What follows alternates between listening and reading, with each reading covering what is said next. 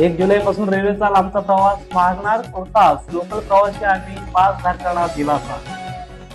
Chhatrapati Sambhajinagar police स्टेशनमध्ये आरोपीला राजशाही स्टेटमेंट. पोलिसांकडून आरोपीला मांसाहारी जेवणाची कुटुंबासोबत व्यवस्था. सध्या पोलीस स्टेशन मधला व्हिडिओ सोशल मीडियावरती प्रचंड होतो व्हायरल. नाशिकमधील गोदाघाट परिसरात पुराचे पाणी ओसरले. तुटुंब्या मारुतीच्या पायापर्यंत पाणी ओसरले.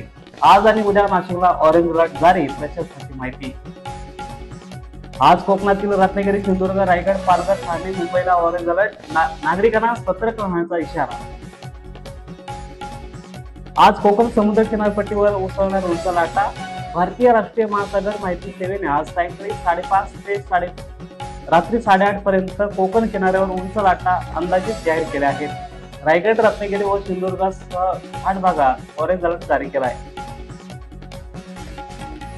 भालाफेकपटू नीरज चोप्राने एका आठवड्यात पटकावले दुसरे सुवर्णपदक.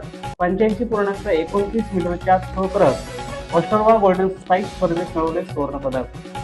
महाराष्ट्रातील टॉप 10 बातम्या पाहण्यासाठी चॅनलला सबस्क्राईब, व्हिडिओला लाईक आणि शेअर करायला विसरू नका. धन्यवाद.